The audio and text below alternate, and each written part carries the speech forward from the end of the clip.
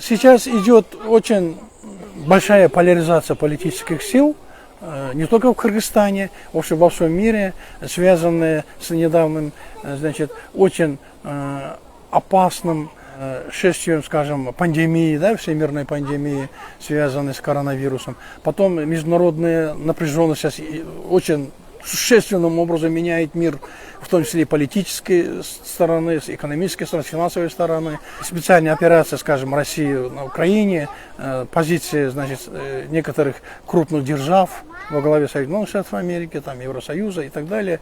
Вот на фоне всех этих, в контексте всех этих событий, Кыргызстан тоже испытывает определенные, так сказать, трудности. Но сейчас не время, чтобы как-то идти на конфронтацию и мешать друг другу. От этого мы только проиграем. Поэтому есть только один путь. Это конфронтация, это, значит, консолидация всех наших политических сил. К великому сожалению, некоторые наши известные политики, значит, бывшие президенты, может быть, даже премьер-министры занимают какие-то там такую конфронтационную позицию и пытаются найти себе какие-то политические дивиденды. Меня очень огорчает позиция экс-президента Атамбаева Алмазбека Шаршеновича, с которым я работал в свое время, там сотрудничали.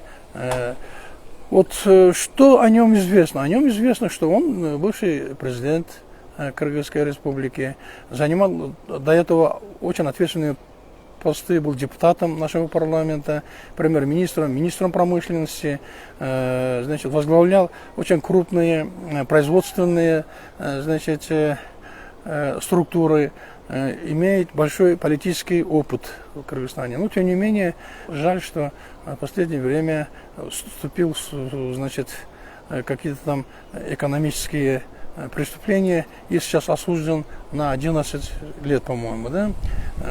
Но последнее заявление в виде письма на имя действующего президента Садыра Нургожевича Джапарова меня, честно говоря, очень такой беспокоит. Если человек считает себя чистым, честным, то есть только один путь, чтобы доказать эти свои качества. Это, значит, суд. То есть он должен пройти через все инстанции и следственных органов, и судебных органов, и защитить себя.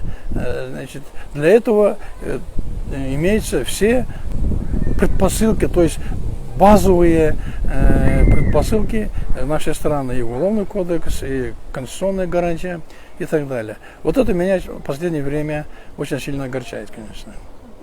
Насколько вообще вот оправданы действия наших властей, действия Атамбаева, да, насколько они правильны, потому что Атамбаев говорит, что он болен, что его принудительно приводят в суд. Ну, поддаться эмоциям любой человек, он подвержен, почему мы все такие люди. Но если человек сидит в тюрьме и против него еще возбуждаются какие-то там другие следственные мероприятия, то надо его принять и готовиться, и защититься, причем законным образом. Если человек болеет, то должен быть вердикт официальной медицинского учреждения. Значит, если человек просто по своей инициативе создает какие-то там препоны, то это создает очень напряженную ситуацию в обществе. Мы же свидетели, что недавно, вот совсем недавно, помните, так называемые койташские события, да? Вот тогда тоже, вот, с чего все это началось, вот это напряжение? Началось с того, что он отказался принять приглашение следователей для проведения следственных мероприятий. Исходя из этого, потом, значит, она все время положение усугублялось тем, что в конечном итоге был такой вооруженный локальный конфликт между Атамбаевым и теми сотрудниками силовых структур, которые хотели, значит, привести его в следственные мероприятия. В результате погиб офицер, другой офицер остался инвалидом на всю жизнь. И, исходя из этих, значит, событий, было возбуждено уголовное дело. Оружие было только у меня. Я, когда ребята пошли на 3-й этаж, стрелял несколько, 5-6 раз вверх, ну темнота. Рикошет был или попало, я не знаю. Я старался ни в какого из ребят не попадать.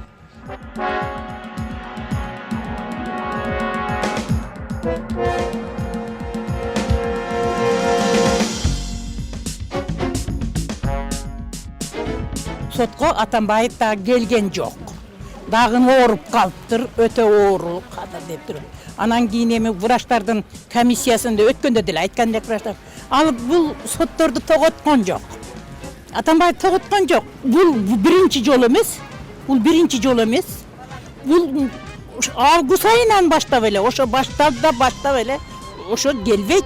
Эми акты ак, караны кара деп чыгарып коюш эми бул укук коргоонун милдети да. Муну сотту деле тоготкон жок. Атам тоготкон жок, бул 1-май сотунун эч кимисин деле мандай кылып карап койгон жок.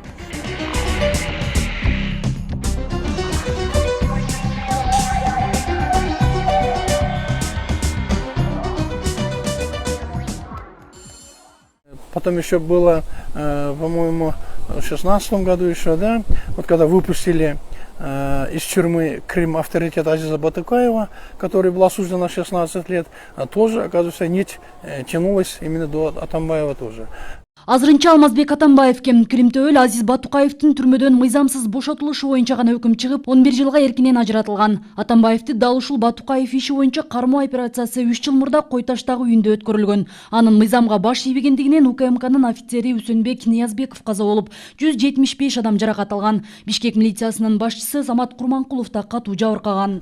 И теперь он, отбывая срок наказания, к великому сожалению, вместо того, чтобы сотрудничать со следствием, как экс-глава государства, как экс-гарант нашего государства, а он, к великому сожалению, выбрал путь эскалации, конфронтации, опять отказывается идти на следственные мероприятия, на судебные заседания.